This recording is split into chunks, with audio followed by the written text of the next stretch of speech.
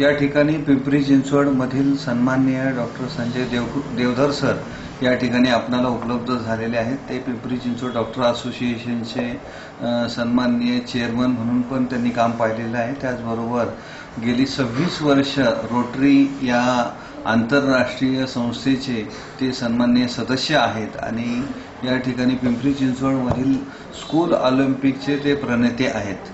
त्या अनुषंगाने त्यांनी त्यांच्या माध्यमातूनच या ठिकाणी रॅनाथॉन ही आंतरराष्ट्रीय दर्जा होऊ पाहिलेली अशी जी मॅरेथॉन स्पर्धा या ठिकाणी आज 5व्या वर्षात तिचं पदार्पण होत आहे। त्या अनुषंगाने आपण सरांशी त्यांच्या स्पोर्ट्स आणि क्रीडा आणि आरोग्य क्षेत्रातल्या या ठिकाणी ज्या ऍक्टिव्हिटी आहेत त्या संदर्भात आपण माहिती घेत आहोत। नमस्कार सर। नमस्कार सर, हे जे स्कूल ऑलिम्पिक संदर्भात तुमच्या त्या ऍक्टिव्हिटी कशा सुरू झाल्या आणि काय काय झाले त्याबद्दल काय सांगा। रोटरीच्या माध्यमातून रोटरी क्लब निगडीने आंतरशालेय ॲथलेटिक्सच्या स्पर्धा भरवायला सुरुवात केली। ज्ञान प्रबोधिनी क्रीडांगणावर या स्पर्धा होत असत। त्यांनी याबाबतीत खूप चांगलं सहकार्य केलं आणि पिंपरी चिंचवड परिसरातील सर्व शाळांचा सहभाग आम्हाला मिळत होता। निरनिराळे क्रीडापटू, ज्येष्ठ क्रीडापटू या कार्यक्रमात आम्हाला लाभले। चंदू बोर्डेंसारखी व्यक्ती सुद्धा या कार्यक्रमाला पाहुणेपद भूषवून गेली। विद्यार्थ्यांना ते एक आकर्षण असायचं। स्पर्धा तिथे निर्माण झाली। आम्ही राष्ट्रीय दर्जाचे खेळाडू या मिनी ऑलिम्पिक्स मधून मिळवून दिले, याचा आम्हाला सार्थ अभिमान आहे। निश्चितच सर, तुमच्या माध्यमातून जी औद्योगिक नगरी आहे ती क्रीडा नगरीकडे तिचं वाटचाल सुरू झाली। आज 26व्या वर्षी सर 26 वर्ष तुम्ही रोटरी या आंतरराष्ट्रीय संस्थेचे तुम्ही सदस्य आहात। याचबरोबर तुम्ही PCDA मध्ये चेअरमन असताना डॉक्टरांच्या ज्या क्रीडा स्पर्धा ज्या गॅदरिंगच्या अंतर्गत होत असत तर त्याही नाविन्यपूर्ण पद्धतीने त्या ठिकाणी संपन्न होत आहेत अजून सुद्धा। त्या दृष्टीने सर डॉक्टरांच्या ज्या ऍक्टिव्हिटी होत त्या गॅदरिंग संदर्भात तुम्ही काय सांगाल सर? वैद्यक व्यावसायिक हे तसे दिवसभर या कार्याला वाहून घेतलेली मंडळी आहेत। मग या सगळ्यामधून जर स्वतःसाठी त्यांनी थोडा वेळ काढला तर त्यात काय गैर आहे? हा एक विरंगुळा आहे। यामध्ये डॉक्टरांची मानसिक वृत्ती, पॉझिटिव्ह ॲटिट्यूडकडे जोपासली जाणं हे जास्त महत्वाचं होतं। हे सर्व खेळ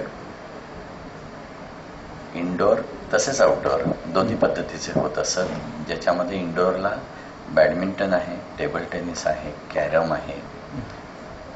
या स्पर्धा अतिशय यशस्वीपणे भरवल्या गेल्या। तसेच हिंदुस्थान अँटिबायोटिक्सच्या हॉलमध्ये या क्रीडा भरत होत्या। आउटडोअर गेममध्ये 100 मीटर धावणं, क्रिकेट यासारख्या क्रीडांचा समावेश झाला। क्रिकेट ही स्पर्धा अजूनही PCDAच्या माध्यमातून खेळवली जाते आणि डॉक्टरांचे संघ त्याच्यामध्ये हिरिरीने भाग घेतात। या एवढ्या 40 वर्षाच्या वाटचालीत डॉक्टर्स सुरुवातीला फक्त 40 होते आणि आज 1000च्या संख्येमध्ये आहेत। पिंपरी चिंचवडचा जसा झपाट्याने विकास होत गेला तशीच डॉक्टरांची संख्याही वाढू लागली। त्यामुळे सांघिक बळही वाढत गेलं। डॉक्टरांच्या टीम्स झाल्या आणि या माध्यमातून सर्व डॉक्टर्स एकत्र येऊ लागले। म्हणजे जे मी आजपर्यंत बघितलं आता डॉक्टरांची 4थी पिढी यात पदार्पण करते। हे सर्व आमच्या डोळ्यात देखत घडत गेलं, याचा आम्हाला समाधान आहे, अभिमानही आहे। निश्चितच सर, तुमच्या या कार्य बाहुल्यामुळे किंवा कार्यशैलीमुळे या ठिकाणी डॉक्टर 4थ्या पिढीमध्ये सुद्धा या ठिकाणी आज आधुनिकीकरण होऊन सुद्धा डॉक्टरांच्या स्पोर्ट्स ऍक्टिव्हिटी मेंटेन आहे। सर, या ठिकाणी जी रॅनाथॉन जी आज आंतरराष्ट्रीय दर्जाचं तिला मानांकन येऊ पाहत आहे, या ठिकाणी शेजारच्या पुणे शहरामध्ये 29वी आंतरराष्ट्रीय मॅरेथॉन स्पर्धा होत असताना या ठिकाणी थोडंसं औद्योगिक नगरीला हे क्रीडा दुर्भिक्ष जाणवत असताना तुम्ही या ठिकाणी तुमच्या सर्व सहकार्याने पुढाकार घेऊन ही स्पर्धा सुरुवात केली. ह्याच्यामध्ये काही आपले doctor Kothare madam, doctor Rana madam, त्याचबरोबर सुहास माटे सरही या ठिकाणी आहेत. तर ह्या स्पर्धा संदर्भात काय सांगाल, कशी सुरुवात झाली आणि कोण कोण पदाधिकारी त्या ठिकाणी पाहत होते? 5 वर्षापूर्वी रोटेरियन त्यावेळेचे प्रेसिडेंट श्रीकृष्ण करकरे यांच्या मनातून या कल्पनेची सुरुवात झाली. आमच्या क्लबने ती कल्पना उचलून धरली. हे करण्याचं कारण काय होतं, तर जसं आपण म्हणतो कुठल्या तरी एका विशिष्ट कारणासाठी आपण काहीतरी करून दाखवणं. रोटरीला समाजकार्य करायचं आहे, करत आहोत, करत राहणार आहोत. शेवटी समाजकार्य करताना सुद्धा आर्थिक पाठबळ लागतं. बऱ्याच गोष्टींचा अंतर्भाव असलेल्या रोटरीच्या कार्यात आर्थिक पाठबळ जर पाहिजे असेल तर त्यासाठी अनेकांना एकत्र बोलावणं आणि एका विशिष्ट ध्येयानं प्रेरित होऊन काहीतरी घडणं हा महत्वाचा भाग होता. मग रन फॉर द कॉज म्हणून रनाथॉन हे नामाभिधान धारण करून ही मॅरेथॉन स्पर्धा सुरू झाली. सुरुवातीच्या वर्षी 1500 जण धावली. त्यातून आम्हाला लक्षात आलं की आणखीन प्रतिसाद कसा वाढवता येईल.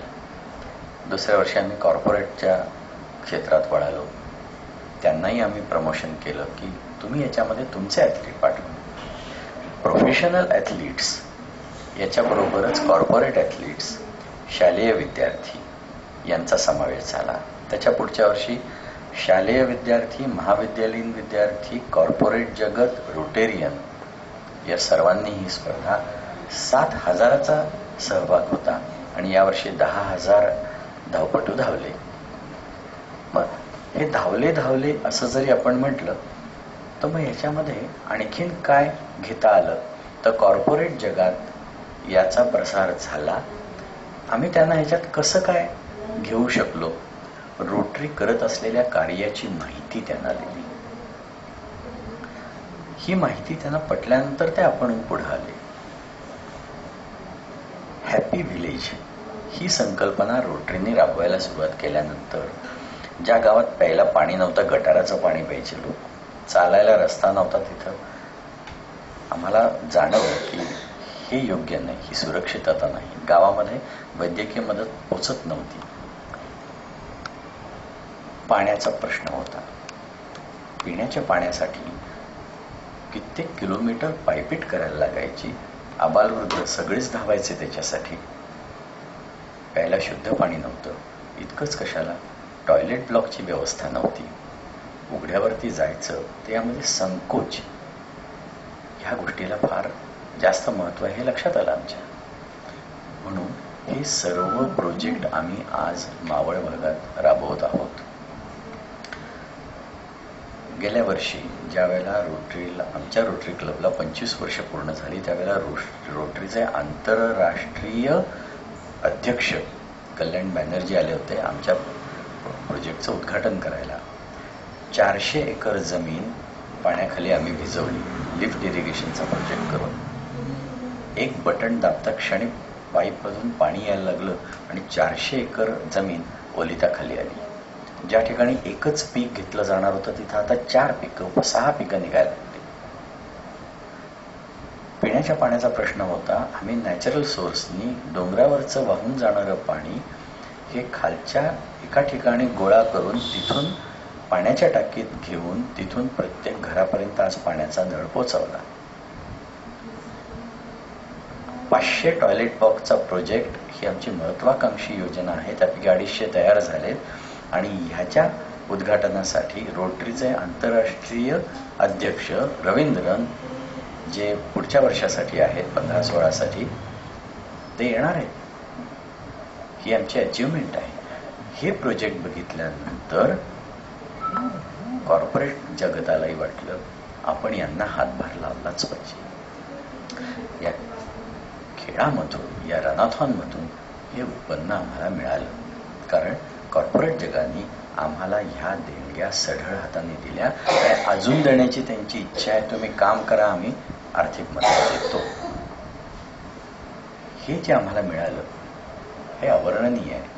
मनाला शांतता देणारं आणि समाधान देणारं आहे की अजूनही आम्ही बरंच काही खेड्यासाठी करू शकू. अर्बन डेव्हलपमेंट होतच असते, पण रुरल डेव्हलपमेंटचं काय, त्यासाठी रोटरीने कंबर कसलेली आहे आणि त्यामध्ये आम्हाला यश मिळतंय. लोकांच्या चेहऱ्यावरती समाधानाचं हास्य बघताना आमचा उत्साह द्विगुणित होतो. निश्चितच सर, या ठिकाणी तुम्ही जे खरं तर क्रीडा क्षेत्र हे आर्थिक लाभासाठी खूप दुर्लक्षित म्हटलं जातं, परंतु क्रीडा क्षेत्राच्या माध्यमातून आपण आंतरराष्ट्रीय स्तरावरती या सामाजिक कामाचा ठसा उमटेल अशा दर्जाचं या ठिकाणी क्रीडा क्षेत्राच्या माध्यमातून काम उभं केलेलं आहे.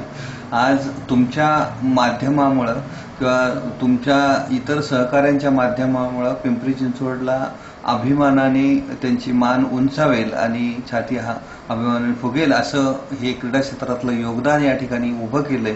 त्याबद्दल NSCC स्पोर्ट्स यूट्यूब चॅनल निश्चितच आपलं आणि त्याचबरोबर आपल्या सर्व सहकाऱ्यांचं या ठिकाणी आभार मानते. आणि आपण या ठिकाणी इंटरव्ह्यू दिला, मुलाखत दिली, त्याबद्दल आपले आभार sir. Thank you. Thank you very much.